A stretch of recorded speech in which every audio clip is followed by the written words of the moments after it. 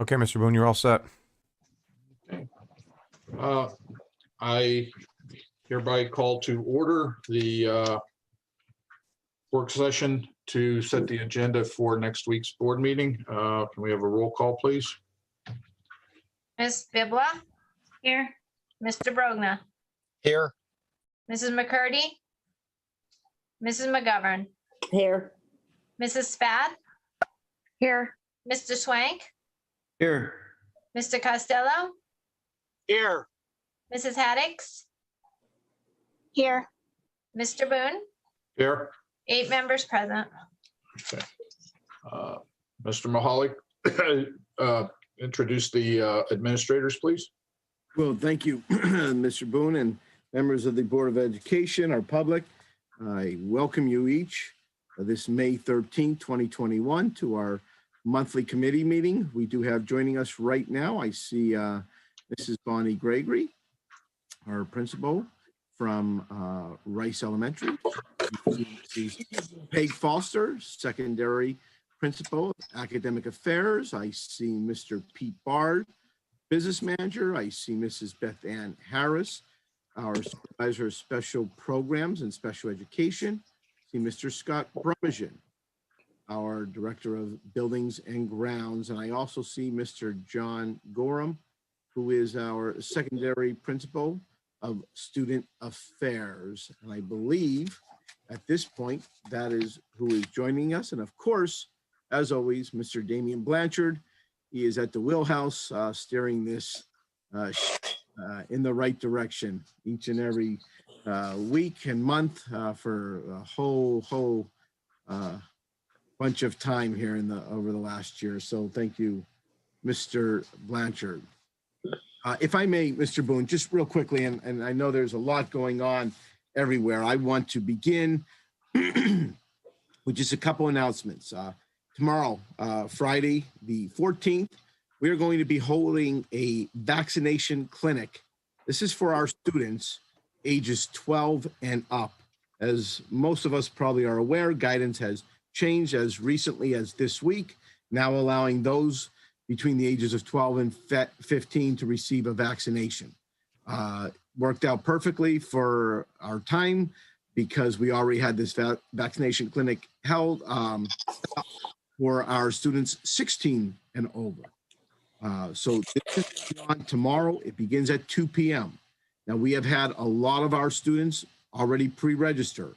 If you've pre-registered, you've been given a time span to attend tomorrow. If you haven't registered, or if your child 12 and older has not registered, you still can come tomorrow as a walk-up at 4 p.m. Okay, we're going to ask if you can wait to about 4 p.m. because we are going to be pretty filled until that time, and we think it'll be a little more loosened up at that time to get you and your child in and get them vaccinated. Parents do need to accompany, or a guardian needs to accompany students between the ages of 12 and 15. Those 16 and over, we have provided them a consent form, so they will need to make sure that consent form is filled out. We are working in conjunction with the Pediatrics of Kingston, a great group of people. They've been really making it, their goal to vaccinate as many students as possible, and those students that want to be vaccinated. So again, we're very, very pleased with all their efforts and that they have selected the Crestwood School District and our students as a vaccination site. So thank you to them. If you have any questions tomorrow, please reach out to either myself or Mrs. Foster. We'd rather you call us than call the clinic because they have so many things going on. But again, I could tell you, if you've already registered, you have your slot, try to make it in that time span. If you have not received, if you did not register but would like to participate, please just show up tomorrow at 4 o'clock. You will need to, again, sign a consent form, have proof of insurance, but you can do that and we'll get you right in. So that's tomorrow, May 14th. Need to give a huge congratulations. And I don't see Mr. Ambosi here, but we have, for the first time, I think in the history of the Crestwood School District, and again, Mr. Swank, Mr. Boone, you might be able to help me with this information. We had a tennis player win district champions. Ben Ziegler did take first place in the tennis district playoffs, and we are so very proud. Of course, everybody knows Ben, knows his family. Kid's just an amazing player, and so happy that he is representing the Crestwood School District. And I believe, now again, Mr. Boone, Mr. Swank, anybody that knows differently, I believe this is the first district champion in the history of Crestwood. In boys tennis, yes. In boys tennis. In boys, We had state champion girls. Oh, okay. yes, we did. Oh, I thank you. agree. I was going to say that. Well, just while we're on that, and this is Ben's moment, but who was the girl champion? Does anybody remember the girls state champion? It's Christine Dr. Lucas's Tansky. daughter, Christine. Yes, Wow. Christine is awesome. Tansky. Well, thank you so much for that bit of information. So Ben, great job. Thank you for wearing that Crestwood jersey so proudly, and we really truly appreciate all your efforts. I do need to begin by thanking the members of the Board of Education for your support in the Unified Sports Track and Field. Each and every one of you gave us the go-ahead to have this team this year. It concluded yesterday with a home meet. That home meet was a regional playoff, but we did have Wallenpaupack come down to our campus. They brought, I believe, 15 student athletes. And when we thought about doing unified sports last October, November, when we were in the heart of COVID and no one knew if there would even be any spring sports, our hope was that this would give our school a better understanding of the amazing students we have here who are athletes and those who maybe never had an opportunity to be athletes. In my greatest dreams and hopes, I could not have envisioned what this has developed into and what yesterday became, because to begin with, we had some very brave athletes stand up. Those who may have some challenges in their life stood up and agreed to participate and had the desire to participate, not knowing what they were getting themselves into. And then it took another piece, and that was students who may be athletes, students who maybe do not have physical or cognitive challenges, to also stand up and agree to be teammates with our students. And our team has more participants than any of the participants locally. And that is something we're so proud of. And those students that came together and made our first unified sports team such a success are, in my belief, the true heroes of this school district. I will post each and every one of their names later this evening, because they deserve their name to be read, to be seen, and to be talked about for a long time, because what they did was unbelievable. In addition to our student athletes who performed so well, and it's not about the performance, it's about the friendships, it's about the encouragement, it's about the perseverance of what this means to so many of our kids. But they did perform also very well, and it was entertaining and it was exciting. But for me to be standing on the field and to look up to the bleachers and see all those students and all those parents, I mean, that really says something about the Crestwood School District. Specifically, our boys lacrosse team came out to encourage our athletes, and they came out in large numbers. And there was others besides the lacrosse team, but specifically they represented very well. So thank you to those kids for coming out and cheering our teams.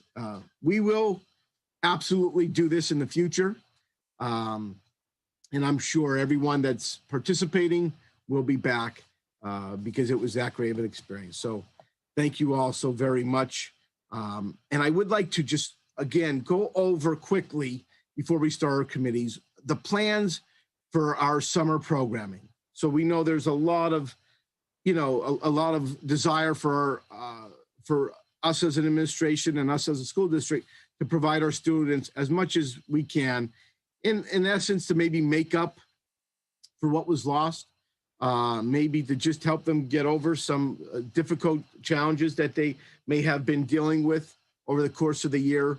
So what you're seeing is just the start of our our programming that we're going to be doing over the course of the next 12 to 24 months as a way of trying to combat what has been taken away from us from COVID. So the first thing is Camp Kresge will be available to our students. This is on the elementary level.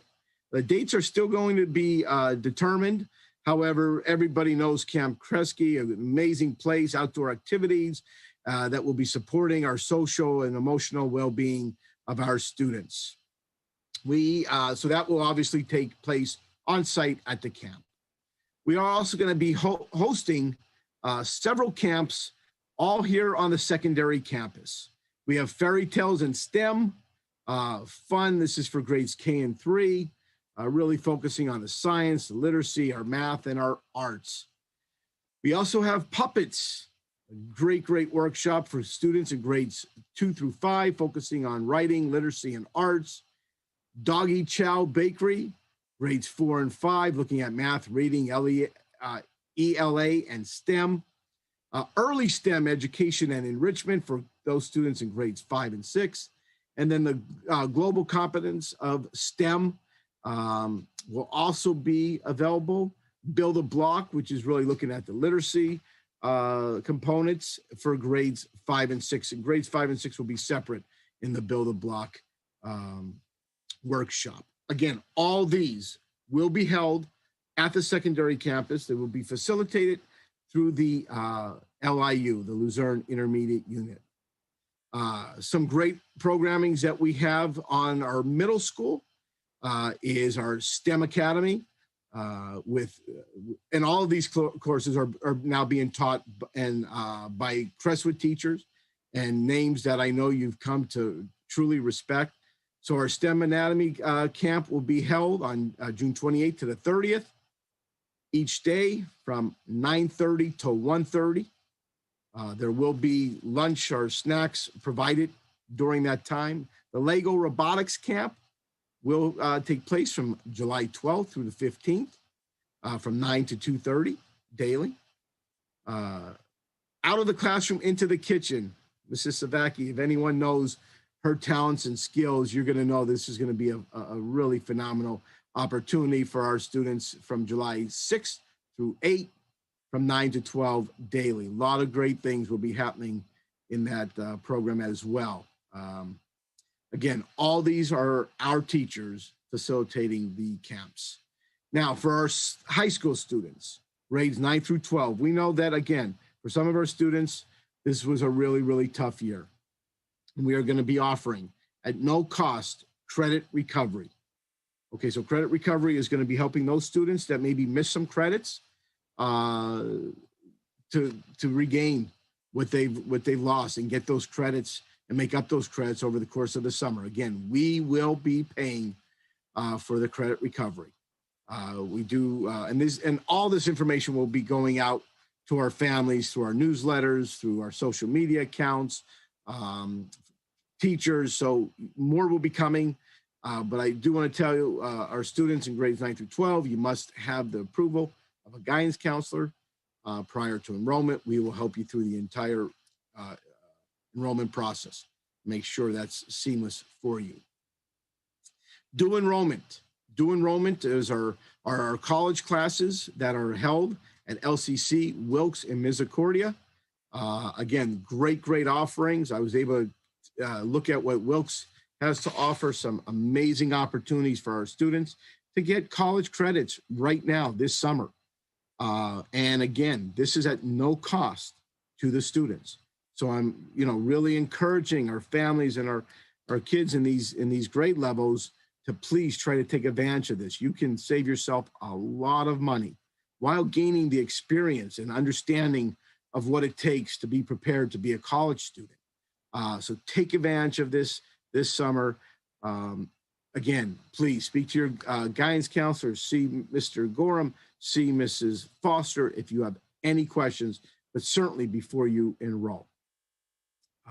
So a lot of great opportunities here. Again, we know that this is just a small step to regaining a lot of what was missed and lost. And this is, again, going to be the first step. There will be more programming opportunities come this fall. And we will be, of course, announcing that closer to the start of next school year. So with that, I just wanted to update the board as well as our community of all the great things happening. And as always, very proud to serve as the superintendent and very, very fortunate. So with that, I'll give it back to Mr. Boone.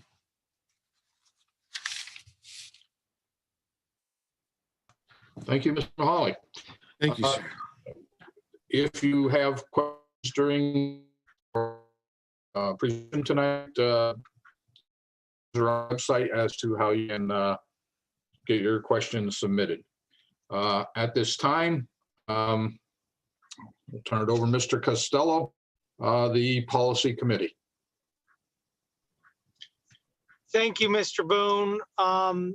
And thank you for allowing me to go first. I'm actually en route to another function, and I appreciate the opportunity to present our policy committee. So at this time, I'll just do a quick roll, which I believe Mrs. Spath.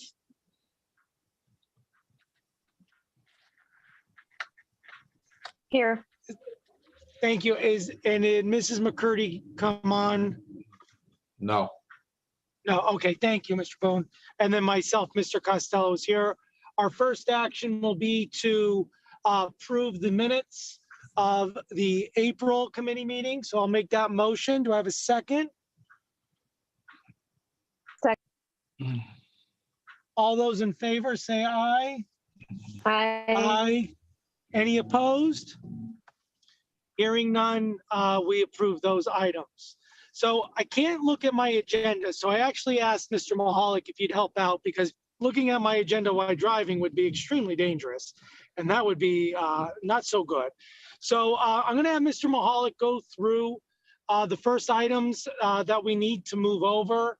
He and I both worked on all of these items that are here today. We have, I believe, 3 new policies and 5 new addendums added on to policies that were previously approved. So Mr. Mahalik, if you could go through the agenda, I appreciate it. Sure, absolutely. And we're looking to recommend consideration to approve the following supplemental forms to policy 103 and 104 for a first reading and adoption at the May 2021 board meeting. 103, which has the attachments, discrimination and complaint procedures. We also have our Title IX sexual harassment procedures and grievance process. We also have attachment 4, confidentiality letters. Attachment 2 is our discrimination when there's a complaint and the procedures around that. Our Title IX, this is 104. This is a 104 sexual harassment procedures and grievance process, as well as our communicable diseases. Again, this is something that is being updated from the Department of Education through the Department of Health. And these are all looking to move forward to our first reading and adoption. And just for the community to know, these were all, the 103 and 104 were already previously adopted. Those are the set policies.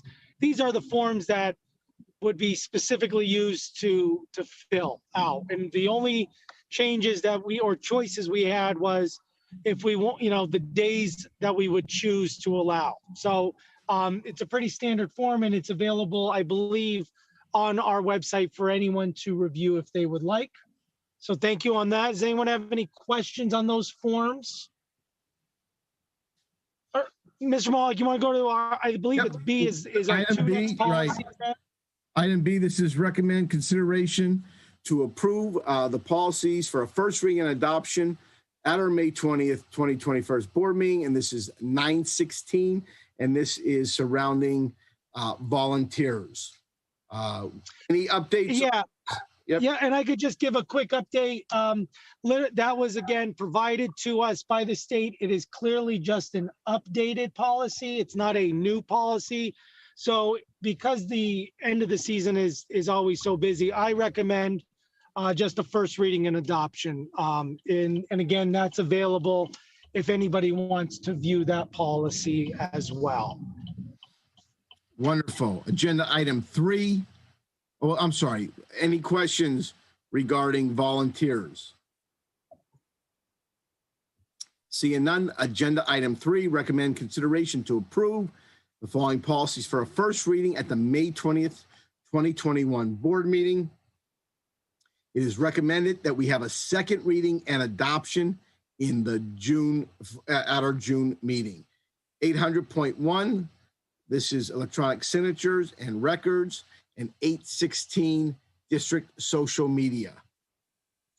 Thanks, Mr. Mahalik. And just a little insight on these two policies. These are brand new policies. I do recommend at least a first and second reading. I would like to get them off the books by our July deadline. So I do recommend 2 readings if we want to pass them in June. Mr. Mahalik and I did go over these extensively to select all the options that we felt were best for our district. And they are also, again, for everyone to review on the district website. Questions regarding 800.1, 816?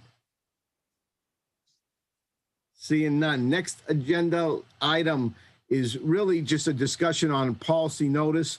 No, Mrs. Otero will make sure that this is brought to our attention, that PSBA has been contracted to provide a final review on retiring and updating the following policies. 3.3. Mr. Mahalik, Yes. if I could just jump in real quick. Go ahead. No, go I ahead. believe, and I wanted just to, and that's why I bolded this one for the group. Do you recommend, I believe, and Steph, I think you're on as well. There is a cost to have PSBA clean all of these up, and therefore Correct. we would have to have board action to do so. And It's been my understanding, and I called PSBA and talked to a couple people. It's probably best for us to pay the fee. Mrs. Mahalik, do you know how much it, or I'm sorry, Mr. Mahalik, do you know how much it is, or Mrs. Otero? it is $1,600. $16.75 to be exact. Sorry. Yeah, no, I think for $16.75, it's too important to just have something slide because it's multiple Yeah, being arranged. There's So too I would much recommend Mr. legal, Mahalik- too much That's legal right. language that I don't want to leave out.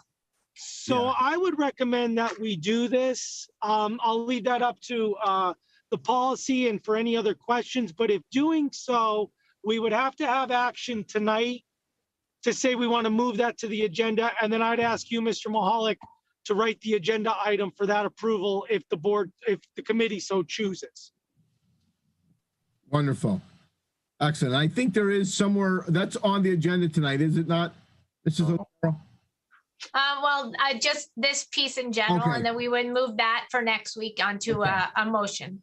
All right, excellent. Thank you. So, Mrs. Spath, do you have any ideas on that? Are you okay with us paying the $16.75 to get that done? I have no objection to paying for it. I support. Excellent. Okay, thank you. thank you.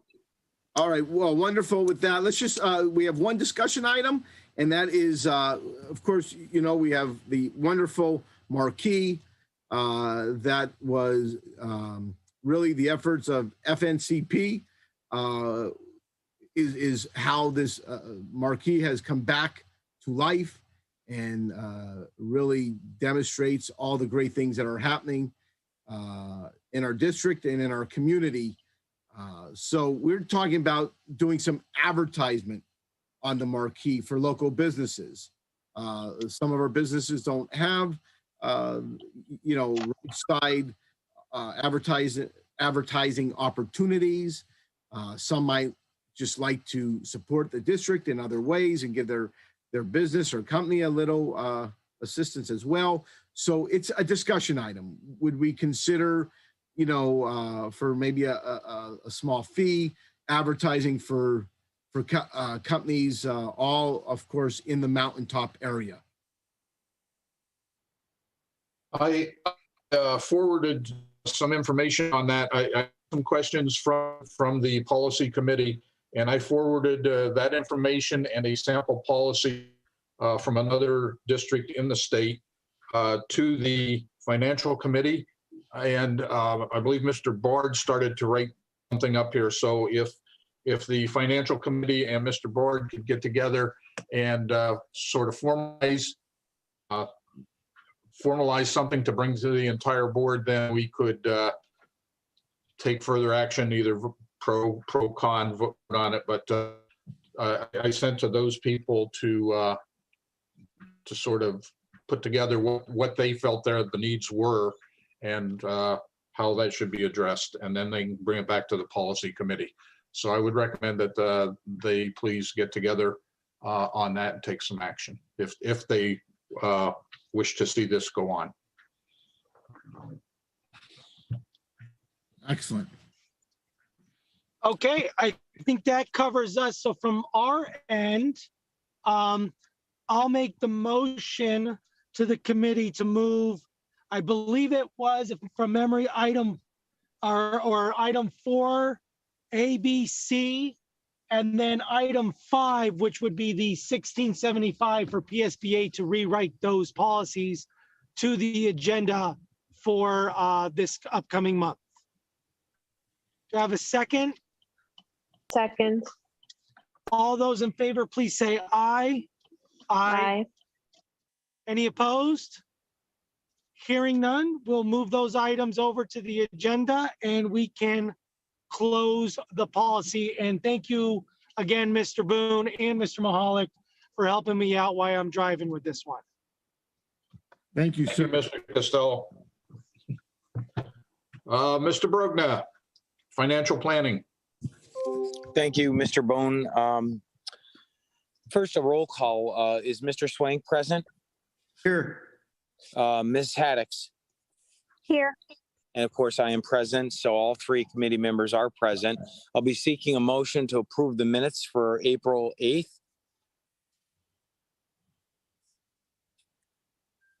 You need a motion, Jim, or a second? Oh, I'm sorry. I thought I said seeking a motion. Okay. I'll make that motion. All right. Do we have a second? I'll second. All in favor signify by saying aye. Aye. Thank you. We'll be looking at for under item 4, these 1, 2, 3, and 4 points.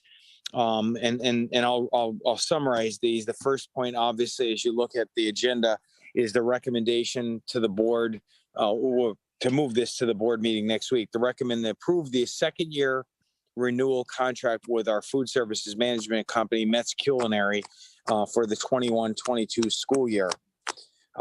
As those of you have known, not only is this has been an extraordinary relationship, but Metz has done a really excellent job. And I know we'll hear from Mr. Bard about their efforts, especially during the pandemic, to feed our community for the students and those in need of food during this prolonged pandemic. The second item is to recommend the board approve the following property tax collection dates for 2021. And I stress by both item 2 and 3 that these items have no bearing on whether or not taxes are increased or not increased. If you recall last year, we both had the collection dates set, and we also had property tax installment payment schedules set up as a benefit to those in the community who could not pay their tax bill at one installment. So as we look at item 2, we're recommending the issue date August 1st, the discount period August 1st to September 30th, and then the face period October 1st through the December 31st. And there is no penalty period due to the continuing pandemic.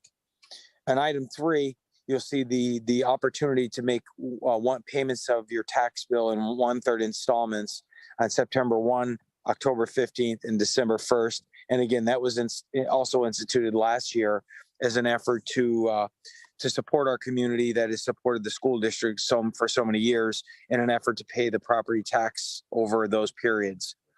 The final item on the agenda is the recommend consideration to approve the payments for the balance as it relates to the Crestwood Fieldhouse site work.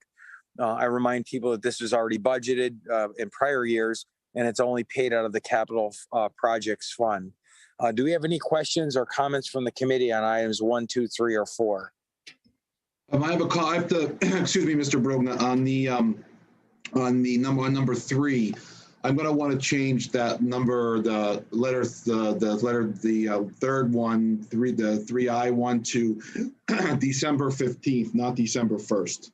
So it's going to be changed to December 15th. Okay.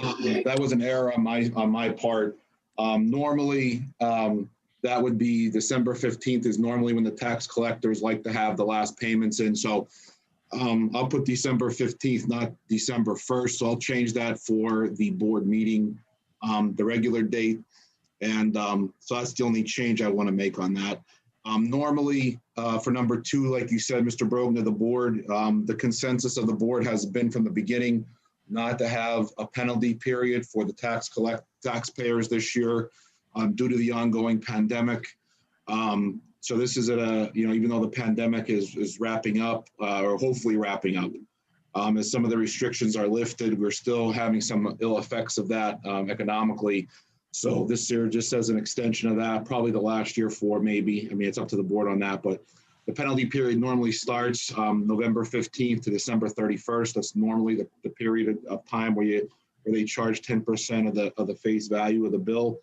That equates to roughly around $30,000 for the district. So it's not a substantial loss, but it does extend a little bit, for us. But as a goodwill gesture to the community during a time period where they may be struggling, some taxpayers, I think that's a goodwill gesture for them and so the board members. And number 4, like you've mentioned, we were withholding this payment for quite a while because of some outstanding work that needed to be completed. It was completed and satisfactory to Mr. Mahalik and Mr. Brummaging's liking, so we are able to release this payment. And so that's why we are paying it now, and that's why they said there's a first installment paid about 6 months ago. There was some outstanding work that we had to wait to get completed when the weather turned, and then we completed the work. Thank you. Thank you, Mr. Bard. So before we the committee appreciate the voted summary on on that. The one item that's being edited and still be seeking feedback from the committee first is the final installment is going to be moved from December 1st to the 15th, which give 2 more weeks. And it's in standard with property tax collection. Do we have any additional questions from the committee? Okay, hearing none. Do we have any from the board?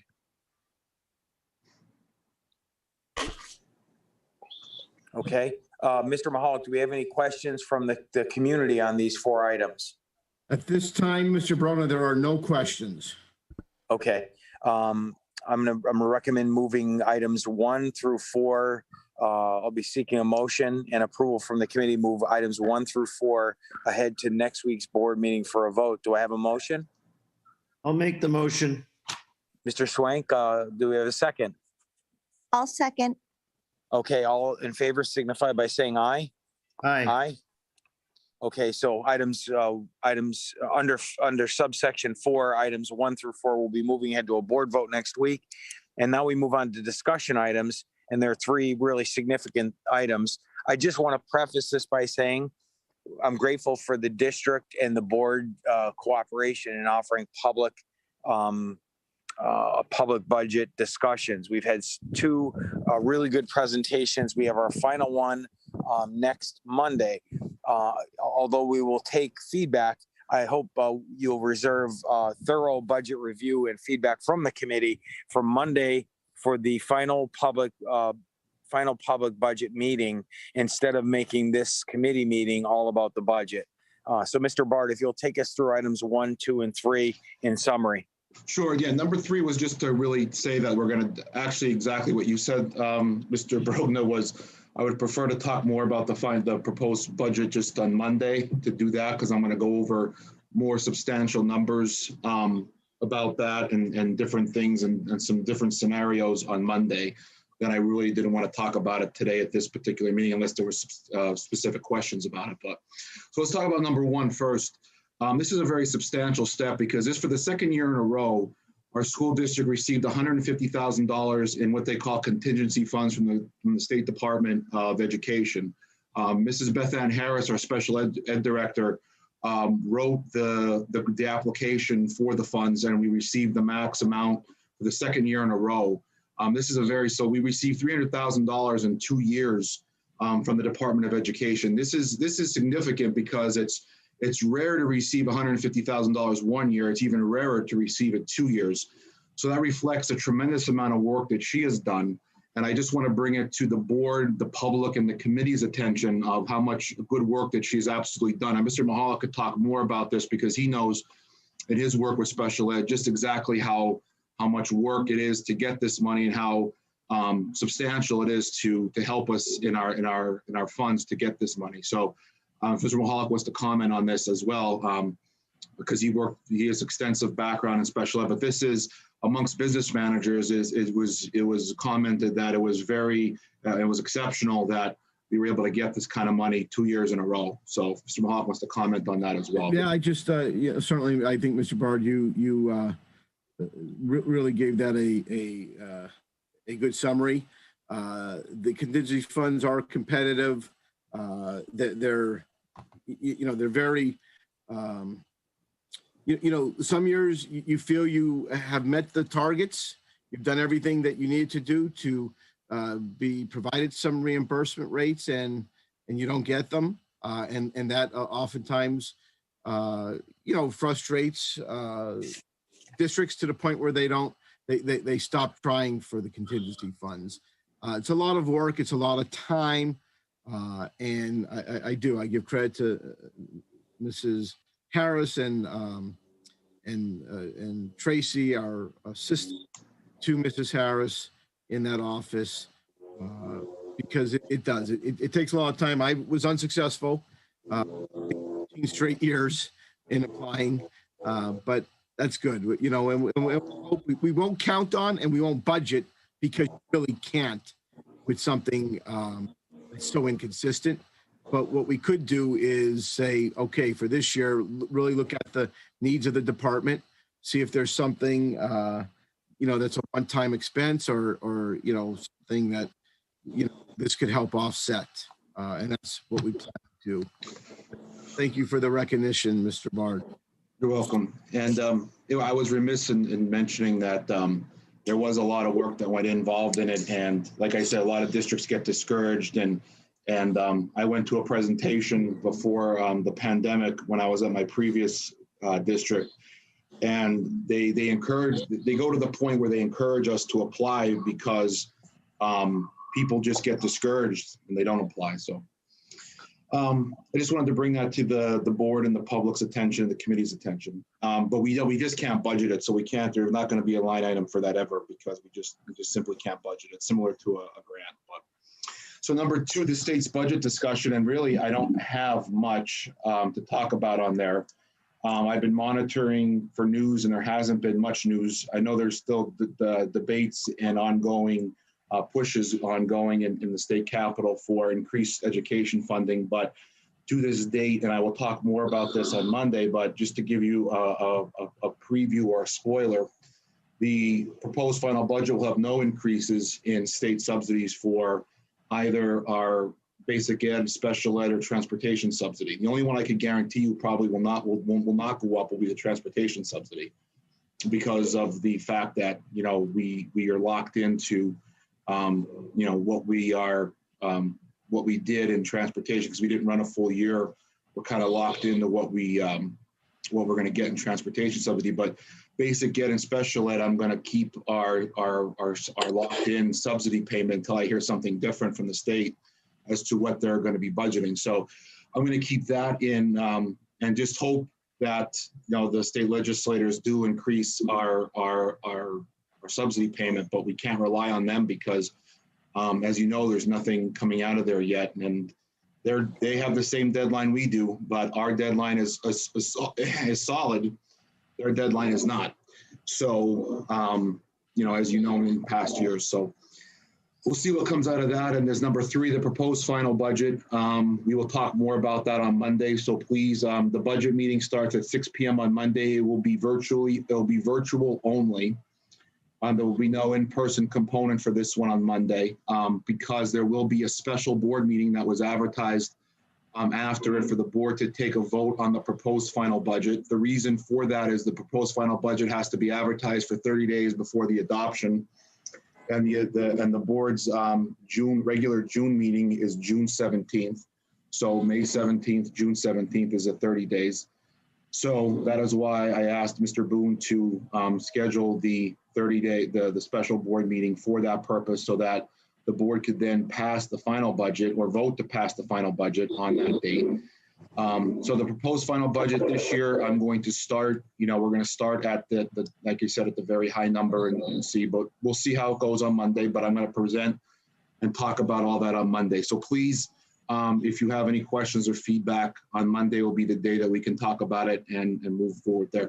There is one more item that I didn't mention. At the regular board meeting on the 20th, I will be asking the board to once again enact and adopt a TRAN, the Tax Revenue Anticipation Note loan. It will be about $1 million lower than what it has been the last 2 years for about 3 reasons. Number one, we have a little more financial flexibility than we had in the past because of the fund balance. Number two, with the financial restructuring we did with the one bond issue, we can only issue an X amount of dollars on a non-taxable level. So I do not want to issue any taxable debt this year.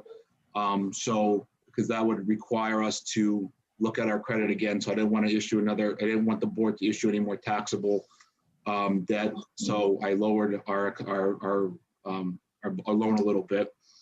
And also number 3, we're also going to also have the proposals in for the boiler project, for the financing for the boiler project for a bank note that will be separate. And that's just going to be a standard bank loan, which is basically similar to the TRAN, but this will be a bank note. So you'll have a proposal to act on at that meeting as well, so that you will have the interest rates in the bank note to act on as well. They're not in yet, so there's nothing really to put on the agenda as of yet. But I just wanted to put that on you guys' radar as that will be enacted, or will be asked to be enacted at the 20th. They're standard, as the board has done for the last, I guess, 4 or 5 years with the TRAN. We're trying to get away from the TRAN. We're trying to wean ourselves off of it. As we continue to build our fund balance, we hope that in the next 3 years, we'll be able to say we don't need a TRAN anymore as we continue to build our fund balance up. So that's all I have, Mr. Brogna. And if you guys have any questions from the committee or the board or the public, please let me know. So we will probably have the TRAN on the 20th. meeting on the 20th. Yes, what I'm trying to do is I'm trying to keep the 17th board meeting to just enacting the budget and the tax resolutions and stuff of that nature. So that's why, you know, you approve the collection schedule and the payment stuff now and the TRAN now, so that the 17th is really just enacting the tax resolution and the budget, so that, you know, there isn't an overload on the June 17th meeting. Thank you. Yep. Thank you, Mr. Bard. Are there any questions from the board on Mr. Bard's remarks, or Mr. Mahalik, is there any questions from the community? We do have a question from the community. Okay. Mr. Brogna. Yes, Mr. Blanchard. Amanda Madrovsky asked, how do the contingency funds impact the index for tax increase? Really, there's a separation because those funds should be used strictly for special education needs. Again, these contingency funds are awarded because we demonstrated a real high need or several needs from students. So to take that money and put it into the general fund would be extremely unfair to our students with special needs. Thank you. Any other questions from the community? No, Mr. Rhoda. Any from the board? I just wanted to add one note before I close our committee that on our board has adopted the charter funding reform resolution. And as PSBA representative, I just wanted to let the community know, as well as our board, that I will be participating on May 25th in a virtual rally. There's much information locally, regionally, and statewide about charter funding reform.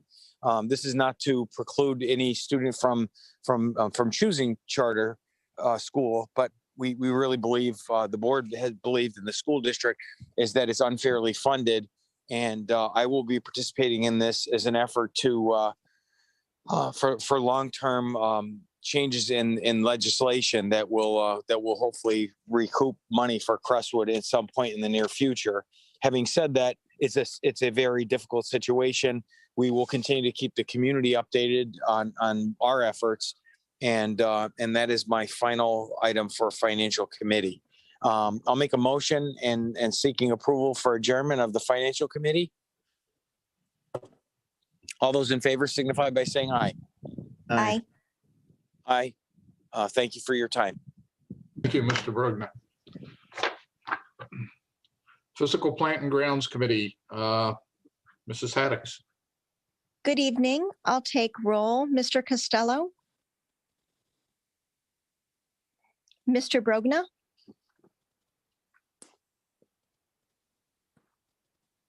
Here. Thank you. I will seek approval of the minutes from the April 8th committee meeting. I so move. Can I get a second? Second. There are two items that I'll look to move to next week's agenda. The first item is to approve the additional work at the field house for security and phone system. The cost of the project is being covered by grants that Mr. Bard secured. The second item is our Johnson Controls fire alarm and access control contract renewal. That renewal has only gone up for the next 3-year term, basically $2,000. We did not see any increase the last contract. So the $2,000 is minimal, considering the amount of work at all 3 schools. Is there any questions or comments on either of those items from the board? Anything from the public? No, Mrs. Haddix. Mrs. Haddix, I just want to mention Yes. that I think the work is going to come in slightly under the grant by about a couple $1,000s, thanks to Damien. He did a lot of work on making sure that the people that are coming in are actually worked with GR Noto, the electrical contractor that worked on the field house. So make sure that we didn't upset the apple cart, so to speak, with the wiring and stuff like that. So Damien, so I think the total project's going to be about $63,500, Damien, something like that. Am I right? Correct.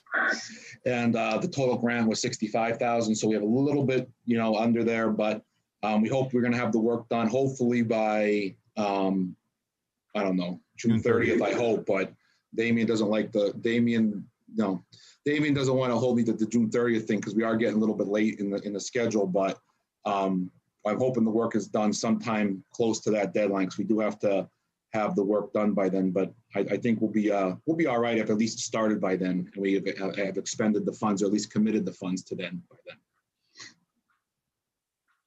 That's excellent news. I will motion to move both of those items to the agenda. Can I get a second? Second. Under open discussions, The first item is computerized work order system. I know that Mr. Brummagem and Mr. Mahalik have been looking at options. I don't know if either of you gentlemen would like to give a status update. Sure, Mrs. Haddix, this is Scott. Mr. Mahalik and I have previewed several of the options out there for a work order system. So far, we found one that really fits our bill so far for the Crestwood School District. We really like it, but we do want to see a presentation of another company. We're going to do that early next week just to make sure we're not missing the boat on anything. Once we do that, we should be able to have for a decision by next week's board meeting on which company we picked and the cost of it. Once we decide, we should be able to be up and running 3 to 6 weeks. Excellent. Yeah, and may I just add, Mrs. Haddix, I really need to thank you for your guidance and support that you provide us. And again, this is every board member brings talents and skills, and we are so benefiting because we're learning so much from you.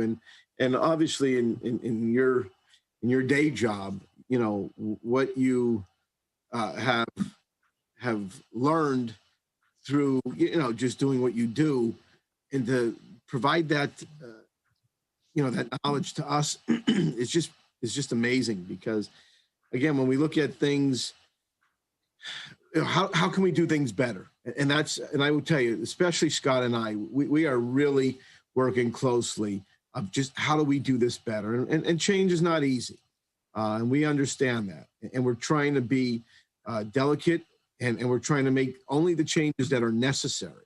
But when we see things that maybe could be better and could make us more efficient and save us money in the long run, we have to act on that. And so, Stacey, I just want to thank you for so much that you've provided us in the area of buildings and grounds. It's appreciated, and let me just state that publicly. We've got some, as Scott mentioned, we've seen some really good programs. We're going to see one more, I believe, because we are narrowing in on what we believe meets our needs completely. It's right within the amount of money you said it would be. So budgeting wise, we're fine. So for such a small amount of money, what it's going to provide Scott to be, even that much better of a manager,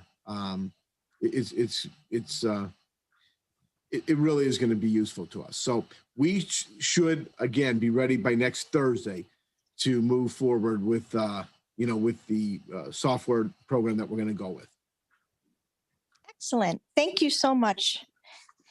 The next item under strategic capital planning development, we had a very productive meeting a few weeks back to develop a strategic plan. My vision was to develop a spreadsheet that would notate the school, the expenditure, a description, an estimated cost, the life expectancy of that item. If that item has a return on investment, for example, the boilers have a return on investment, and what that basically means is the much higher efficiency equipment and the reduced utility cost will eventually not only cover the cost of the investment, the capital, the project, but it will also save money beyond that. So that is our return on investment. And then I was hoping to do a 5-year plan.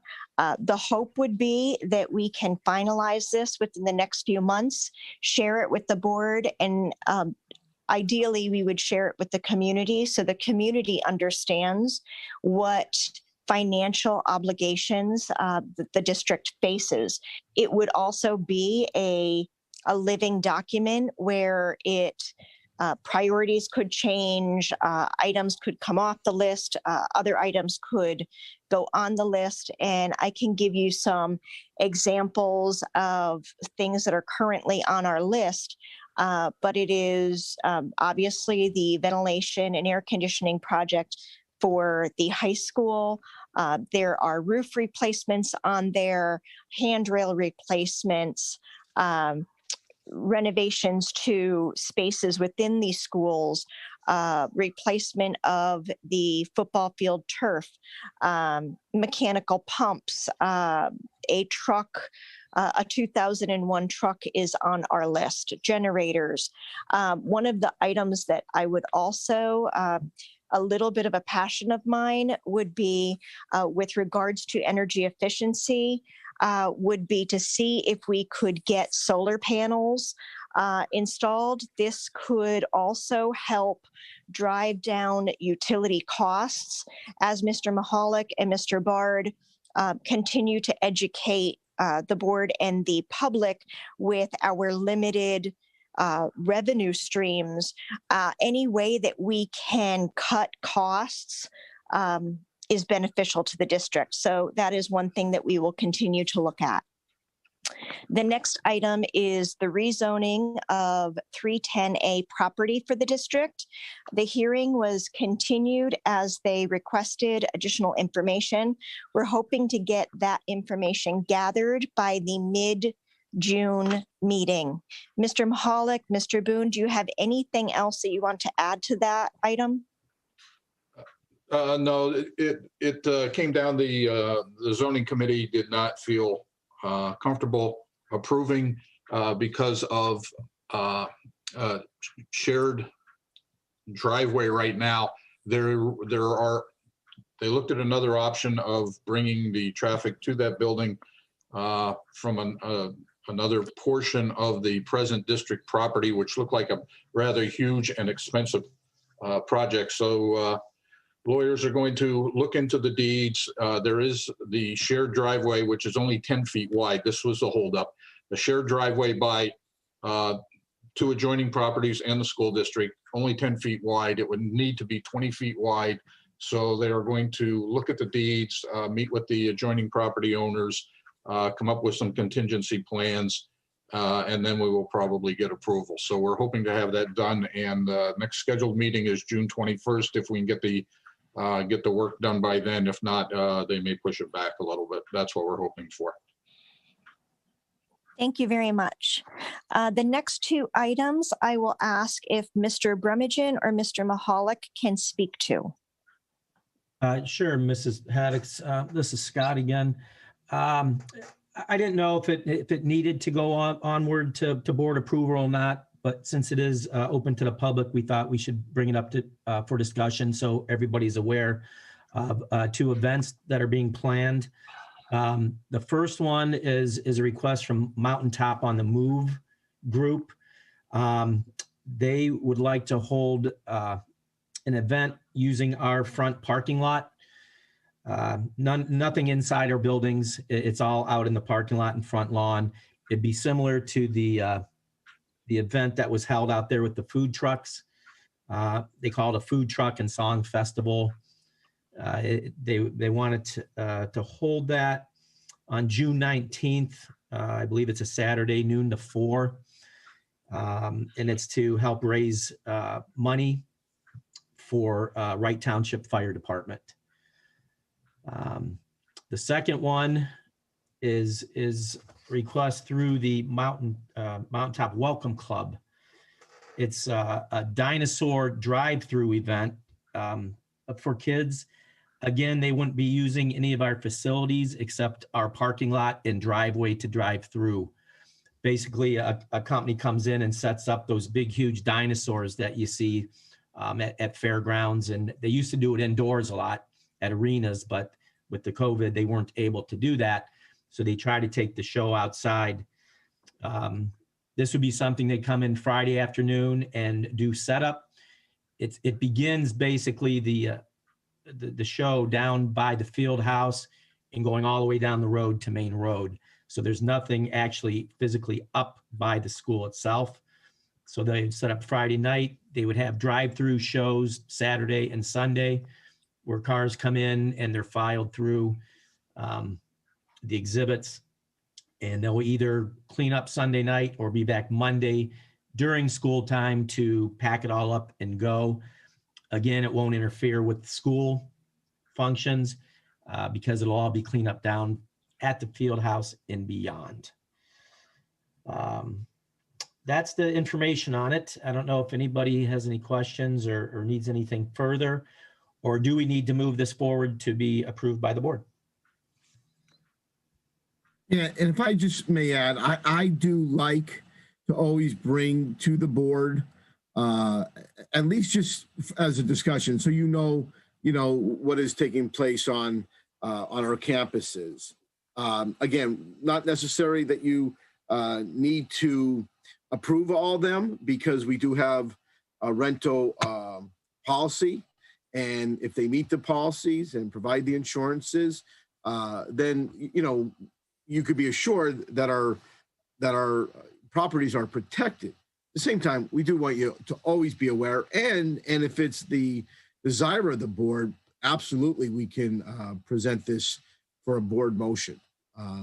But at the very least, you need to be aware. So, if you see online something's going on, or you drive by, now both of these seem like unbelievable community events that's going to bring us together safely outdoors after a long year.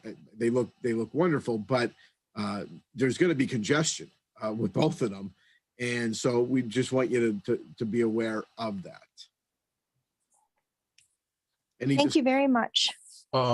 If I may add, I was contacted a few days ago, and last night an organization was given approval for the 4th of July parade to be held on July 3rd.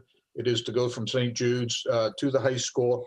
And I don't know, Mr. Gorham, if they were in yet or not to fill out a usage form. They would like to use the parking lot in front of the school. And I don't know if it's just to end the parade or if there are other events being planned. But again, that's building usage, does not need to go before the board, but the board should know that they will be requesting the use of the parking lot to end the parade on July 3rd. I don't know if like I said, I was just contacted like 2 days ago about the possibility. I told them to get to the high school, fill out the building usage form. Thank you, Mr. That also may help be coming up. Thank you. You're welcome. Mrs. Haddock, Mr. just one. Yes. Oh, go ahead. I'm sorry. Nope, that's all. Go ahead. Okay, just one more item of discussion that I'd like to bring to your attention. This past year, we've been using the high school, a classroom in the high school for our autistic support classroom. And we recognize that the more space has really allowed us to do some much more advanced programming. We've reduced a lot of the environmental stimuli that we were noticing that the smaller room was providing us. So Mr. Sayre, this is where the autistic program is normally housed. Mr. Sayre was able to do some things in his building and find an area, and it might be the last area available in all of Crestwood that will provide us more space and just be a much, much better environment for our students. Now, this is going to require a little bit of work, not a lot of work, but a little bit of work. We need to remove a section of a wall, and we need to put up another wall. Now, this is Scott's area, this is Stacy's area, this is definitely not my area. But looking at it, it doesn't look like something that would be that difficult. Might be something we could do in-house, although, our guys are pretty stretched the way it is. They might be able to do it in-house. If not, we may need to look to go outside and bring someone in to do it. Again, it looks really minimal, but I just want to bring it to your attention because we would be looking to do that, definitely in July to have that new space available, for the beginning of next school year. Mr. Mahalik, my computer cut out. What space is that? I missed the whole beginning of your presentation there. Okay, so I believe Mr. Blanchard would probably, I don't know if it was a computer room at one time. Damien, I know that we have, we do have definitely some servers in there, and that would be part of what needs to be protected and enclosed. Which area is this, Mr. Mahalik? I This apologize. is the area right outside of the main office in Fairview. It looks, walking out of the door of the office door to the left. It looked like previously a computer classroom. Right. It was, yeah, it was the office. It's kind of similar, I'm assuming, to what we did over in Rice. So that's the area that we're looking. Mr. Sayre is very confident that he could do without that space, although it was a nice, piece of open space. Again, I think it's the last thing that I've seen open in any of our 3 buildings, but nonetheless, it couldn't be used for, better programming and minimal work. Now, again, I'm certainly not a contractor, and sometimes you think that it's minimal and then it isn't. But in this case, I feel rather certain. I have done something like this in in another district I was at, and it was minimal. But I'm going to let, again, Scott look at it, let our maintenance guys look at it, and then, take it from there and come back to you, Mrs. Haddix, definitely sometime early June with a plan. The space will be used for what purpose? An autistic support classroom. Thank you. Yeah, and this same classroom, and I don't know if Bonnie can hear me or not, but she has a very similar classroom, and she has a very similar space that is used for classroom as well, and that would be the same plan. I'm not sure if you could hear me or not, Bonnie. I was well. I'm going to be very honest with you. I was listening, but somewhat not paying attention. That's okay. That's my family. Bonnie, my family does the same thing when I speak, so don't worry. Bonnie, what I was saying was that classroom you have right outside your office. It's the old computer lab. Right. Yes. So looking at that at Fairview, converting that to a autistic support classroom, and there might need a little bit of work, very little, to make it perfect for the students. Yeah, and if I can add, it's just keeping some of that computer equipment safe, because that can't be moved. That's permanent. But other than that, it's against the wall. So yes, and that's what it looked like we were going to need to do, and certainly nobody would be touching that at all ever. And probably you and Kevin and Scott would be the only ones to even have a key to it. Mr. Mahalik, Yes. it sounds excellent, and we might be able to come up with some other creative ideas rather than doing, stud and drywall to protect the equipment. So, definitely have Scott look at it. He can reach out to me, and I can provide ideas if he wants. Wonderful. Appreciate that. Okay, is there anything else from the board? Is there anything from the community? no, Mrs. Sadix. So I will ask for a motion to adjourn.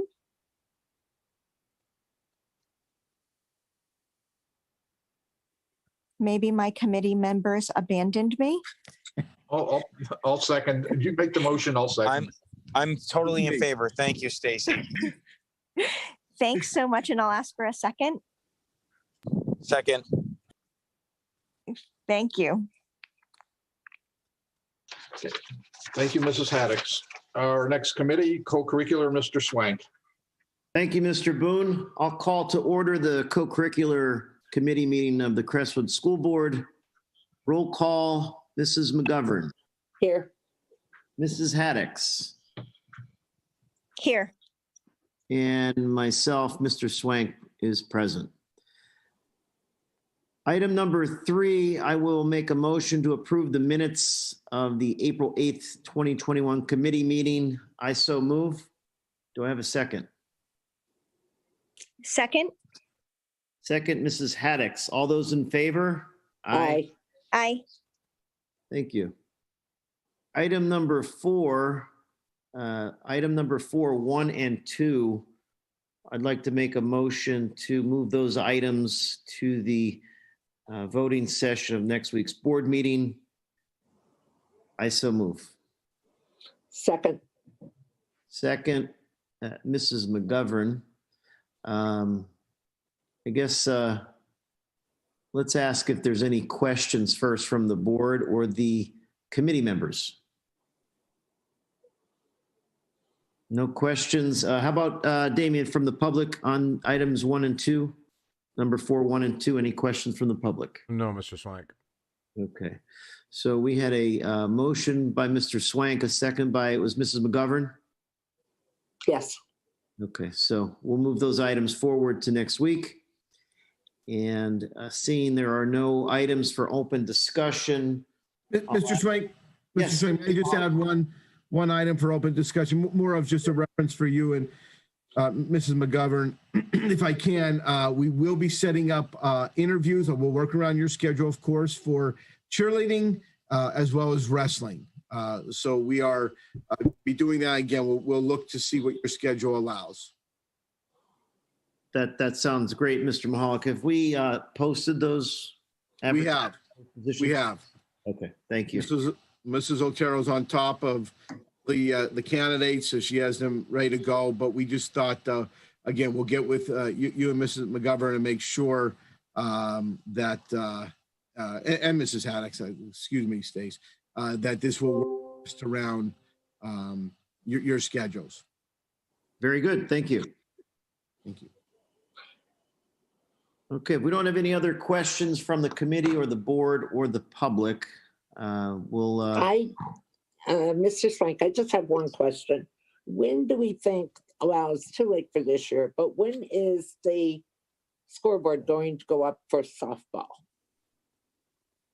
I'm going to defer to, let's ask Scott. Scott, are you on the call still? Can you answer that question, please?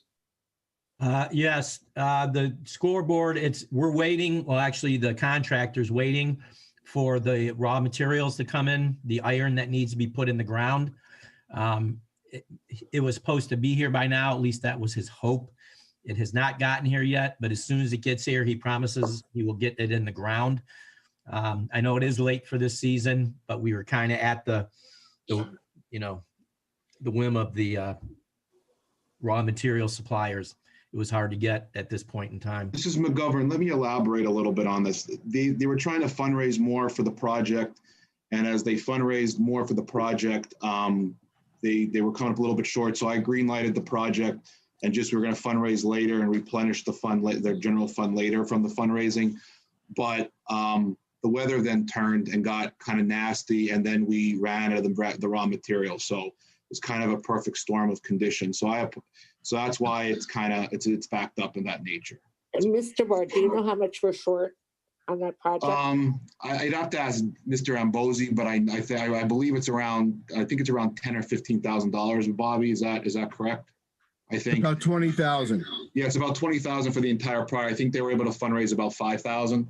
So I think we're that short. So I said that we were able just to move some money out of, because Scott had some surplus project funds available.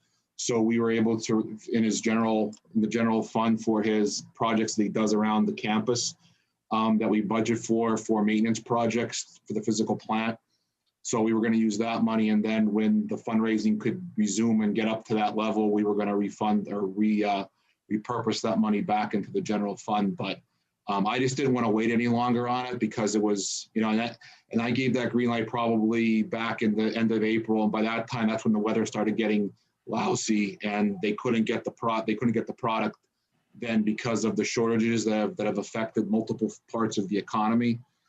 And that's what's held it up right now, because they just can't get the product. And the weather then with the off and on rain, they just couldn't get. And then, so that's kind of the off and on thing that's been going on. So. Okay, and one more thing, and maybe Scott would know this. My understanding is there's like a hole where the fence was put up, and I believe it's down on the right-hand side, but there's a big gap there. A gap in the actual fencing? Not the fencing, but underneath the fencing. Oh. I know they have to make it even on the top, but on the bottom, there's an opening. Oh, okay. on the Well, I'll one have, side. I don't know if that was brought to your attention or not. not that particular item, but I'll get together with Mr. Ambrosi immediately Okay. and take a look at it and see if it needs something that needs corrected or adjusted. And also, will the red, and I don't know what the name of it is. I know it's on the outfield part of the fence, the topping. Will it come around the whole side? Yes, I think that's Mr. Ambrosi's plan is to make that come all the way around the fencing. Okay, all right, thank you. You're welcome. Okay, so I'll seek or I'll make a motion to adjourn the co-curricular committee meeting. Do I have a second? Second, All those in favor?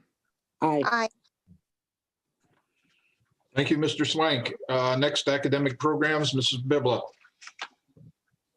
Okay, I'm going to call to order the academic committee. Roll call, Mrs. McGovern, Here, Mrs. McCurdy. Not here. I'm seeking approval for the minutes of our meeting on April 8th, 2021. I so move. second, All in favor? aye. Under item 4, I'm recommending moving the following A through E to the agenda. Mr. Mahalik, is there anything that you want to elaborate on?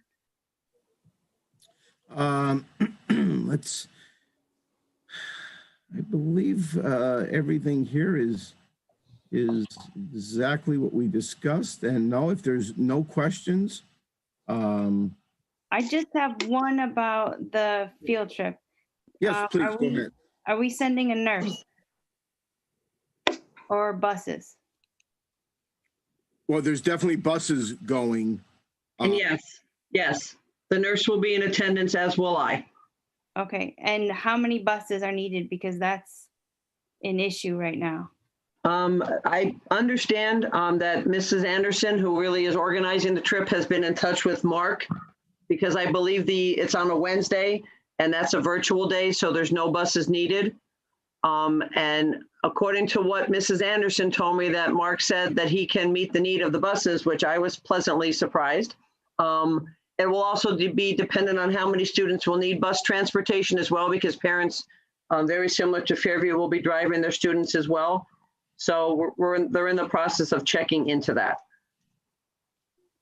Okay. And I believe also with the time, because the Knoebels, I'm sorry for interrupting, the Knoebels is open, Knoebels is open from 12 to 8. So they'll be leaving about 11:30 in the morning and then coming home later in the evening. So again, from what they've told me, that Mr. Mark Sadowski from Reinheimer has indicated that he would have buses available. Okay. Any other questions from the board? No, public? No, Mrs. Bibble. All right.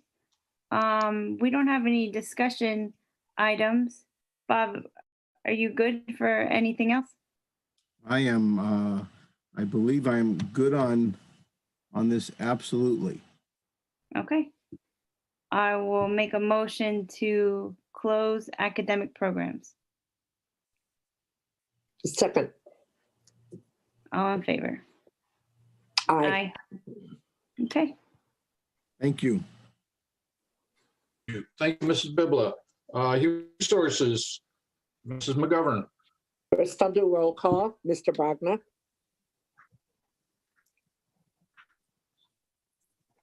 Mr. Swank. I'm assuming both are here. Here, I'm sorry, I was on mute. I'm here. And Damien, could you move it up, please? Thank you. I make a motion to approve the committee meeting minutes of April 8th. Second. All in favor? Now I will be recommending an item number 4. I will be recommending to move forward to the agenda A through, is it G? I can't H. see the whole thing. A through I can't. H. A through H, and G should be And I'm sorry, I can't see it. But Damien, it can you should be move it May down? 11th. I am so sorry. Mr. Blanchard had to for 2 minutes. Okay. Steph, can you just read that? Maureen, I'm so sorry. He just. So G is really supposed to read, recommend consideration and approve the retirement of Yvonne Spade on June 11th instead of May 7th. That's the only change on that motion. 11th. That would be June 11th. Yes, that's the last day of school. That's her last. Damien, can you move down to G? I'm sorry. Okay, That's let her me go last day of school. So Jamie, in 12 months, no one's ever asked for you to move Oh my gosh. for 1 minute. The one time. all the rest are fine, Maureen. Okay. All in favor? Aye. Opposed? Anybody opposed? Is there anything for discussion? Are there any questions from the board or the community? Nothing from the community. Okay. There being none, I make a motion to move items A through H to the board meeting. All in favor? Aye. Thank you. And since we have no discussion items, then I will adjourn this meeting. Okay. Thank you, Mrs. McGovern. Next, Mrs. Bibla, Technology. I'll call to order Technology Committee. Roll call. Just me, I guess. Mrs. McCurdy's not here. Mr. Costello's not here. All right.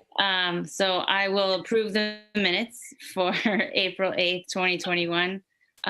Barry, will you second? Second. Okay. All in favor? Aye. Aye. We have no agenda items for this month. We have discussion items. Mr. Blanchard? Thanks, Mrs. Bibla. I'm going to start with B first. One of the discussions would be to push forward to getting 1-to-1 for next school year.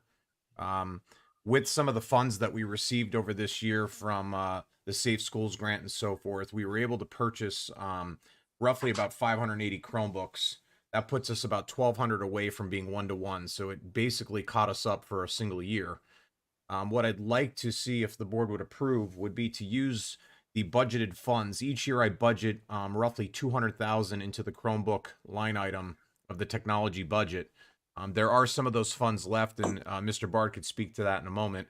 I'd like to see if we can use what's remaining. I know some of that was on hold for PPE and some other things that we might have needed, but as we wrap up the school year here, I'd like to purchase whatever Chromebooks we can from that funding. That would put us in line for what's been moved to the upcoming budget for next school year, allowing us to be 1-to-1 by September.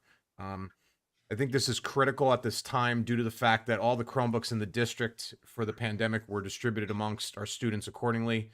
Logistically, it would save a lot of time preventing us having to recart these. It will help the teachers going back to school, not having to worry which students have devices. It would also eliminate the BYOD issue that we have and plenty of other situations. So I'm hoping you'll consider this. And Mr. Bard, if you could speak to the funds that might be remaining from the budgeted items that we had this year. Hang on a sec. I don't know what I'm doing here. We have about I think we have approximately $180,000 left in Damien's budget. Like he mentioned, we used the grant money that we were awarded through COVID relief to purchase the grants, or to purchase the Chromebooks that we used for our continuity of education plan throughout the year. We started back in March of last year and continued to purchase the Chromebooks that we bought for that purpose. So I think Damien, what his articulation is, and he could correct me if I'm wrong, is that he doesn't want to necessarily be tied to using grant money to purchase the Chromebooks, because then we're stuck in a boat where when we have to cycle through and these Chromebooks become end of life in 5 to 7 years, in 5 to 7 years, we will not have grant money, assuming that, the federal cliff comes, which it will come. So, did I drop off? No, you did not, Mr. Somebody Bard. rejoined. You're okay. Oh, okay. Somebody, I heard a beep and somebody, okay, anyways. Sorry, I heard a beep and I didn't know. It confused me. I get confused by simple things. But anyways, so when the federal cliff comes in 2 years, 3 years, and there's no grant money left or whatever the case may be, we might find it difficult to cycle. So if we stay on the cycle plan that Damien has, where we cycle through the grant money, including in the budget presentations that I've made over the last 3 presentations, there has been that $200,000 that Damien has kept in there for Chromebook purchases. So if we use that 180,000 that's left plus the other 200,000 that Damien has budgeted, I believe that will get us relatively close to the 1-to-1, I believe, Damien, and I think Damien has talked about that several times in several instances. So, I mean, that is up for the discussion, and I think that's what Damien wants to discuss about that. And I can do either way. I could execute either plan. Once again, like I've said several times, I can execute whatever plan the board and the other administrators want to go with that. But it's just that I want to do what's best for the administration plan and the curriculum plan to use the Chromebooks. I just don't want to, I just want to make sure that we have a plan to replace them. I just don't want to be stuck, in 5 years saying, we don't have the money to replace them in 5 years. I just want to make sure we have a plan to cycle them through and replace them. So like what happened this year when we need to replace the Promethean boards, where we didn't, where we were stuck, at the last second replacing the Promethean board. So I just want to make sure that was. So I can jump in onto that piece of the conversation, Bard, and thank you for the Technology Committee consideration of this object. I think it's critical at this point for a host of reasons. First and foremost, academically, without technology, we would have been dead in the water over the last 12 months. So the one thing we've learned out of the pandemic has been that technology is not just a luxury, it is a necessary tool. The second piece that makes this relevant right now is that we are in the midst of the comprehensive planning process and developing a 4- and 5-year plan to make sure that our technology stays up to date where it needs to be, because it is a tool. It's not like we can't go without technology anymore in our lives. And thirdly, because it's part of our comprehensive plan, it will be something that we target and focus on annually, along with academics, along with the social and emotional learning, along with the pieces around career readiness. It's integral part of what we do and how we do it. So I think this time right now to get us 1-to-1 so that every student in our district has a device with them all day, every day, is critical. So I thank you for the committee for considering it, and I thank Damien for making sure that we've got the plan in place.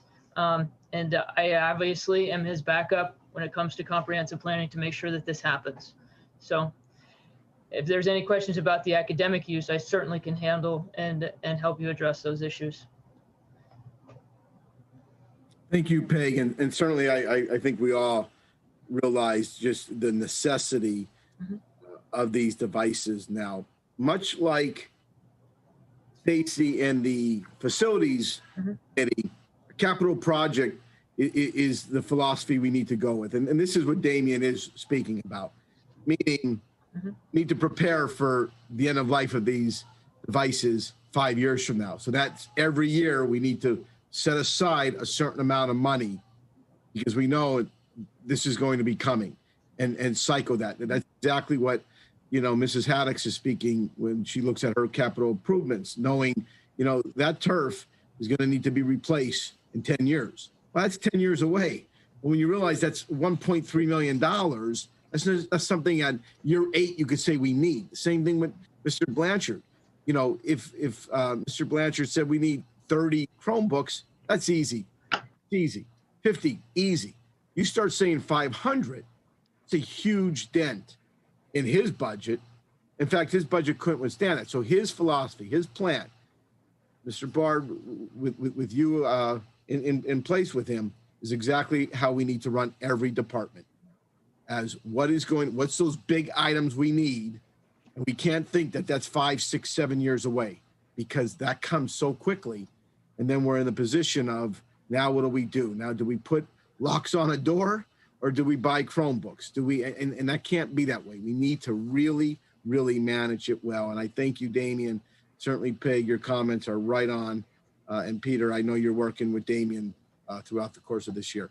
Also, just one more time, need to say, again, you know, we had a very, very generous donation of $50,000.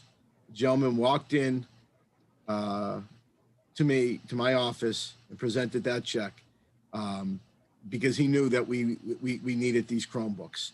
And again, he does not want any public acknowledgement in terms of personally who it is or what it is, but it was tremendous.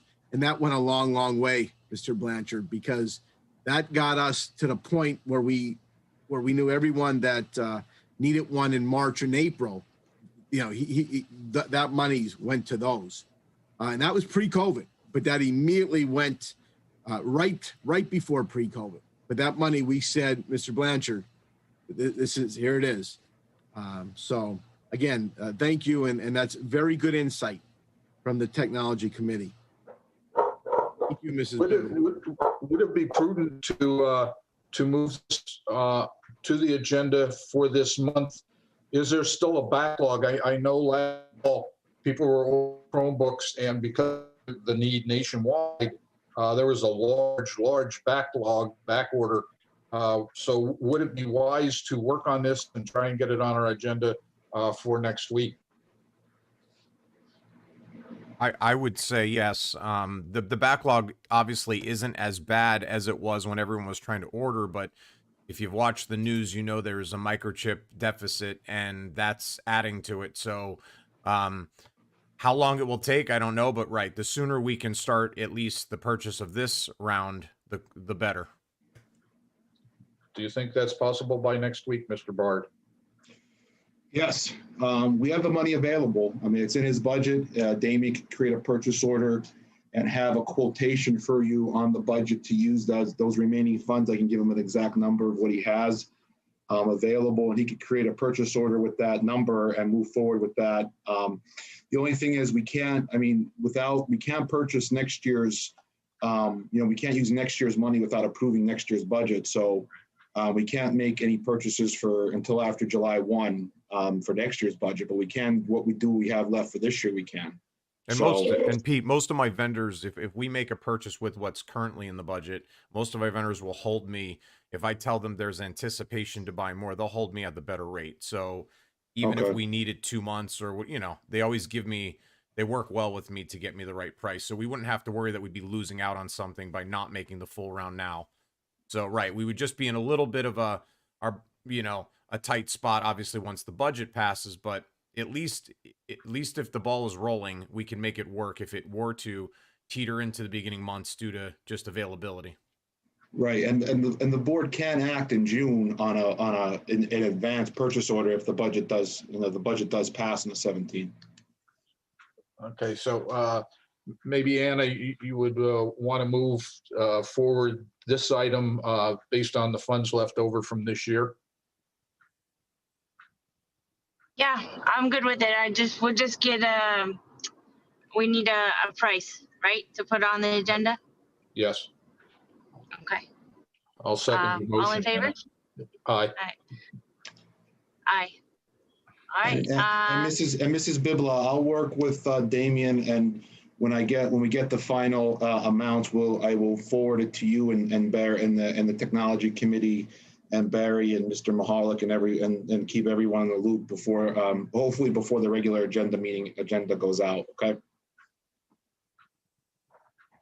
Okay, thanks.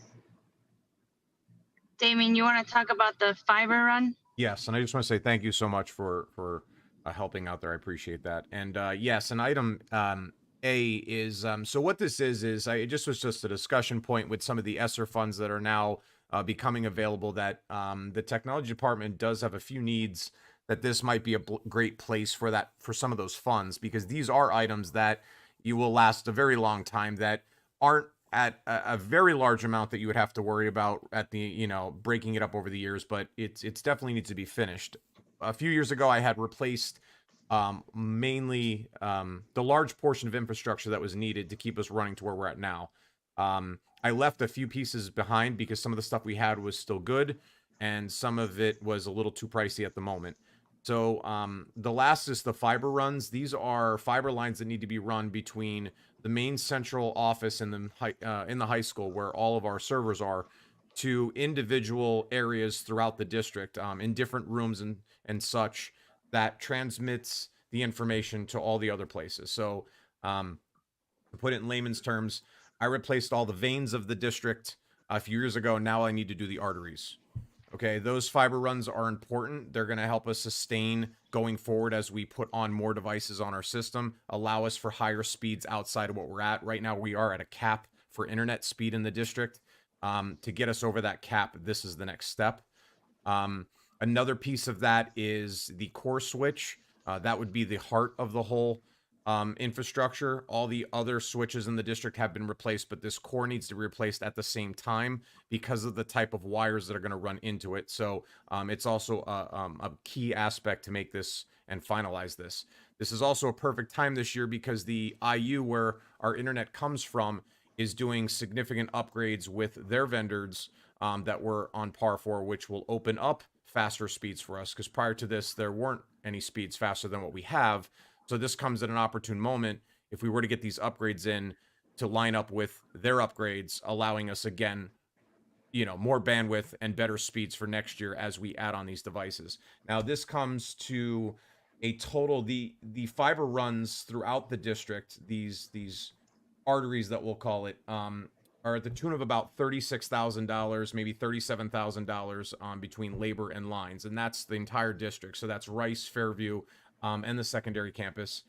The core switch and the components I need to tie all together is another $56,000. So we're looking at just shy of $100,000 in total value here that I would need to finish this. So I asked that as the ESSER funds are being discussed, that this could possibly be a topic to use some of that money. The other piece that was in there was just a few more remaining Promethean boards. As you know, we purchased a large number, which it helped immensely in the elementary schools. We are a handful short.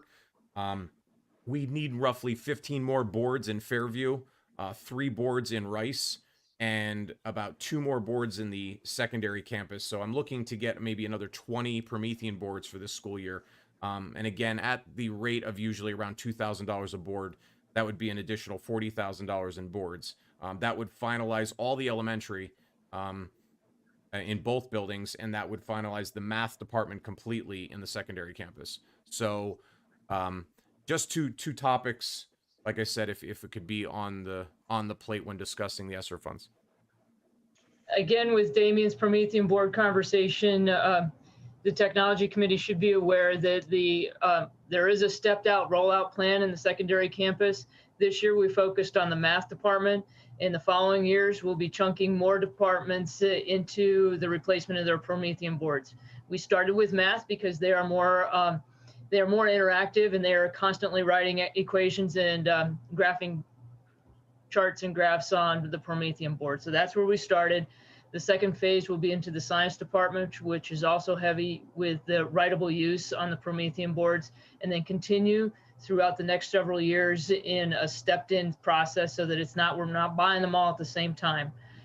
We've got this planned out so that in small chunks, we can get to a place where every Promethean board has been replaced district-wide, both fiscally responsible, but also logically throughout the building. So thank you to Damien for helping us sort of visualize how to make that happen in a way that makes sense. Thanks, Beck. There is a the part of the grant that Damien is talking about with the ESSER is the third, maybe it's the fourth wave. The fourth wave of the ESSER money, which is comes from the American Rescue Act, which was passed most recently in March of 2021. There may also be some alternative funding sources out there as well that I'm currently researching.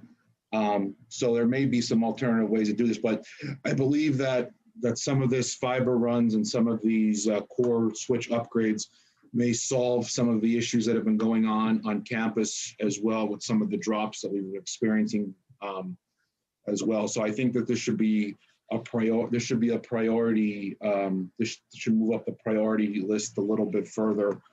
So Damien and Bob and I will be working on this as well together as a team to push this ahead a little bit further up, and perhaps we could address this in June a little bit further, Mrs. Bibla. So we should maybe advance this a little bit further in June, especially once I get some of this research done on this alternative funding source I'm looking at.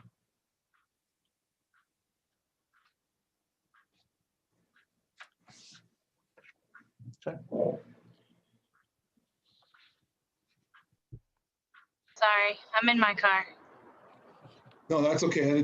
Well, you know what? I should have followed up. I mentioned the HESER, the American Rescue Plan. I didn't mention that the part that Damien was talking about was there's 20% of the $2.9 million that we were awarded had to go to recovering from the COVID relief and continuity of education plan. And some of that money can be used for that and could be earmarked for this plan, or we could use the unrestricted, less restricted out of that 20%, out of that money as well. But I think that there should be something that is a little bit higher priority to get finished, especially the fiber runs and the core switch, because those are things that will not need to be replaced that's a capital project that will not need replacement in a cycle. That's something that we could rely on and be done.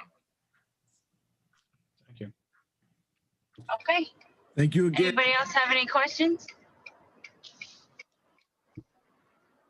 Mr. Blanchard, any questions from the community? No questions. All right, wonderful. All right, I think we can close technology. All in favor? Aye. Aye. Thank you, Mrs. Bibla. Mrs. Spath, Transportation. Thank you. I'm going to do a roll call. Mrs. Bibla, Here. Here. Mr. Costello. I want to make a motion to approve the minutes for the April 8th, 2021 committee meeting. I so move. Second. Good. All in favor? Aye. Aye. I'm also going to recommend moving the following to the agenda for the May 20th, 2021 board meeting. I'll be recommending consideration and approval of the following drivers to be added for the 2020-2021 drivers list. And there's 3 drivers, 2 for Chavarella, 1 for Reinheimer. Are there any questions from the committee or the board?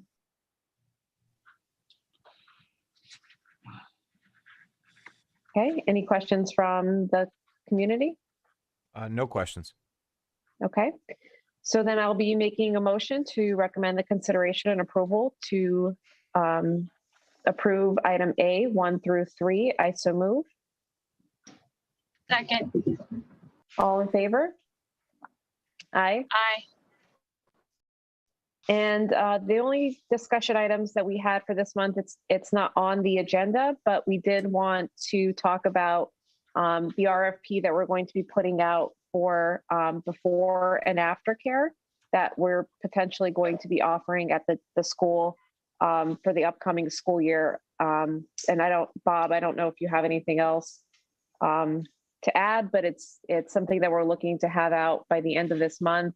Yes. We'll be soliciting quotes for people to come in and offer that service at the district. Yes, we in the past have had before and after care. As an administration team, we met, we discussed it, and Mrs. Gregory had a real good memory when it came to when we did this before. Our discussion as an administrative team was, do we try to do this in-house, or as you said, put out a request for proposals, and the administration team, and again, Mrs. Gregory, Mrs. Foster, Mr. Sayre, the ones that have the best amount of knowledge in how we did it before, really felt that going with an agency or maybe even multiple agencies to run the programs was the way to go. So I'm going to work with Mr. Bard. I have put out these proposals in the past. So we're going to need to make sure that everything that we're looking at is in the proposal. And then, get that out as quickly as we can. And as you said, before the end of this month. So to give the agencies an opportunity to do what they need to do to consider putting in a proposal. So I'm excited about this. I think this is going to be a tremendous support and resource for our families, where they don't need to, even worry where they're going with their child. They'll be right here at our school.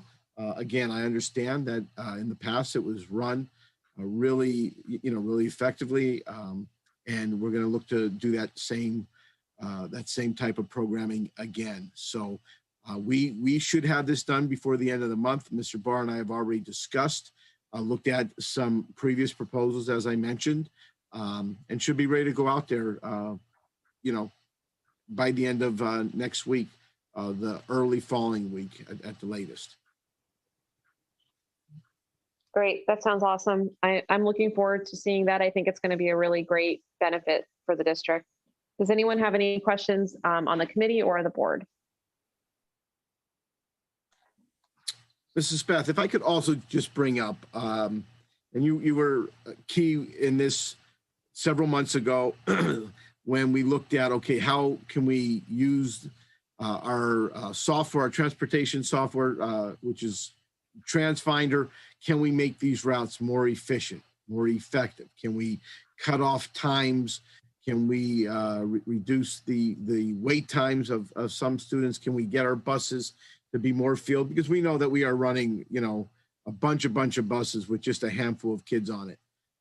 So when we began last year in February, we had a consultant and we started off strong, and then very, very shortly after the COVID, became our reality, and that has stopped. And then at that point, there was not even, we had just been looking to make sure we could get our kids to school and make sure that they're masked and there's as much distance as possible. But as that is going away, and thankfully our kids are going to be able to enjoy sitting next to their friends again and doing those type of things in due time. We believe that by the beginning of this next school year, that these routes could be more efficient, more effective, and we'd like to start that process again. It's not too late. I think this is probably the right time to do that, and that's our plan. That's our, really our June and half of July plan, and then hopefully by that point we're able to roll out, at least some new routes or make some existing routes, just like I said, much more efficient, because because nothing has changed pre-COVID, because we never got that opportunity. So I just want to give you that bit of information, certainly open to any questions, suggestions as we move forward with using our software program. Okay. No, I agree. I think we need to improve upon the routes. So I'm definitely in support. Thank you.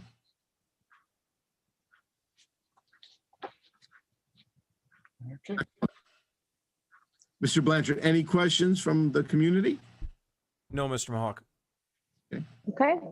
Then we will adjourn transportation. Thank you, everyone. Thank you, Mrs. Bath. Mrs. Bibla, Positive Behavioral Intervention Committee. I'd like Do you to want me to? Do you want me to read, Anna? Yeah. Yeah. Okay. I'm gonna do roll call first. Mrs. Bibla Here. and Mrs. McGovern. Here. I'm gonna make a motion to approve the minutes of April 8th, 2021. I so move. Second. There's nothing here to recommend for the meeting coming up on May 20th, but there are two open discussion items. A, which is additional needs for the 2021 and 2022 school year. So I don't know who will be speaking to that one. Sure, I'll speak on that. I mean, the one area that we've noticed, and again, this was even pre-COVID, was additional social work services. And we're doing an analysis right now that we will share with the board shortly. We believe that it might be the best time financially and absolutely socially and mentally for our district to bring on a full-time social worker. So we currently have someone that serves 1.5 days a week. That is just not enough. And again, we're appreciative of that 1.5 days, but our teachers, our administrators, they need more, because we know that, a lot of these social and emotional issues carry into the general classroom and really affect the way the student is able to learn, able to manage their surroundings. And sometimes those behaviors can also become a disruption for other students. And, there's so much good programming out there right now that those same kids with these issues that may be disruptive can be managed, can manage, their stressors, their anxieties, their emotions in such a better way that they feel good about themselves, and they feel good about school, and they feel good about their classes and their relationships with their peers. It's a real curriculum. It's a real skill to work with these students, and a great social worker can transfer that skill to our teachers. Now, we've got super teachers. When you have 15, 18, 25 or more students in front of you, it becomes really difficult to target what the trigger is for some students, where a good social worker can come in, identify by observing, by doing, conversing with the family and the student, can put together a program that makes it possible for that child to handle their emotions and still be successful in school. So, and again, this was something even pre-COVID we recognized was on the rise in the Crestwood School District. And now, certainly we could all just imagine how much more of a need this is and will be come September. So financially, I think we're going to show you that it is very, very fiscally responsible for us to look at providing these services ourselves in-house. And again, that will be shown when we're done doing the analysis. But that would be something that we would like to consider. We absolutely need to make sure, at the very least, that we provide more services than the 1.5 days. Second item that's been an outstanding need for several years is additional special education teacher, especially and targeting the secondary campus. We have lost 3 full-time positions in that area, and the staff have been doing all that they can do, but it's at the point now where, again, other students aren't getting exactly what they need because there's a lot of time devoted to a lot more students on our teachers' caseloads. Caseloads are still under what the state says they could be, but that also doesn't mean that that's the best, the best service we want to provide. So we are looking at an additional position. I am looking at, and again, I want to thank Mrs. Madrowski for bringing up the question about those contingency funds. This is where I would like to say, well, maybe we could, over the course of 2 years, maybe we could take some of those monies, put it towards these positions, knowing that they may not be here, as I said, but it could at least offset this for 1 year and let us show the gains emotionally, the gains academically, and all around that this can bring to us. I also, want to say that, and earlier today we heard Mr. Boone and Mrs. Haddock speak about the home and reconditioning the home and make it practical for us to move our district offices there.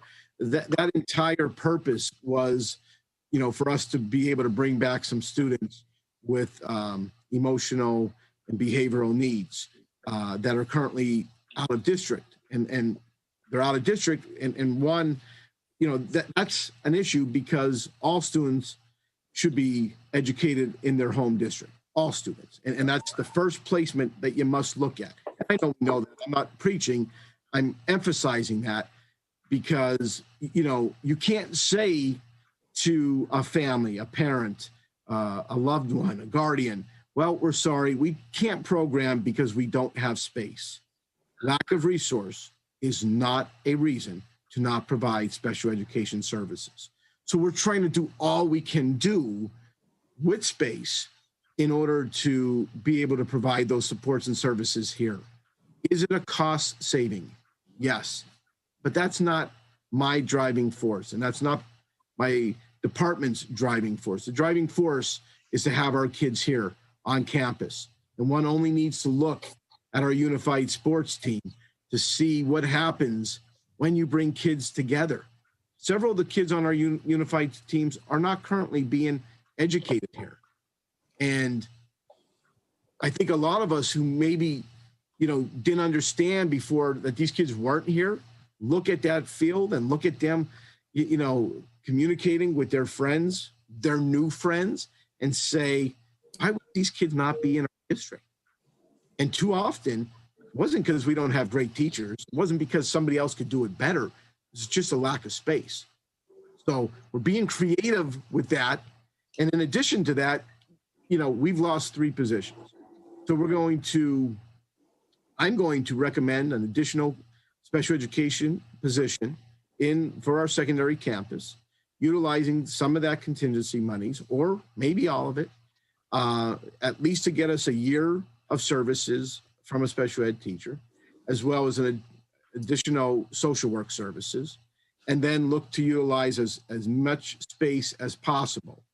And as Mr. Sayre is doing in Fairview, I know Mrs. Foster and Mr. Gorham will find available space somehow, some way, without moving the district office, because we can see it's not going to happen for this school year, which was our hope. So that's the request and that's the need. It's there, it's real. And I wouldn't bring it to this committee if it wasn't where I believed something that we need to do, because our budget is very, very tight. I understand that tremendously. But again, when we look at programming for our students, we have to make sure we're giving our teachers the very best opportunities to be successful with these very, very special kids. So I'd like to mirror Mr. Mahalick's conversation here with just this. We know that our teachers are exceptionally good at taking care of kids. If we have the right teachers in the right positions in the right seats of the bus, we make great things happen. What I'm concerned about right now is that our kids are getting what they need, but our staff are being stretched thin to the point where it's becoming harder and harder for them to get what they need. And I think that this position will help make our services to our kids more streamlined, and it will also help the services to our kids improve even more post-pandemic. So I know it feels like it's an odd time to be asking for another teacher, but I think in this particular position, it's one of the most important times, because these kids have been through a lot just like everyone else. But on the other side of that, they started with a lot of issues that need help. And I would mirror Mr. Mahalick's reflection on the fact that helping kids in our local community school is the best and most appropriate and right thing to do, to keep them home in their home school. He's always saying, always a comment, and that's true. Always a comment right here in our building. So I mirror his sentiments and I ask for consideration of this topic moving forward. Thank you. Thank you, Mrs. Foster. Okay, any other questions or comments on the discussion items? Mr. Blanchard, any questions from our audience? No, Mr. Mahalik.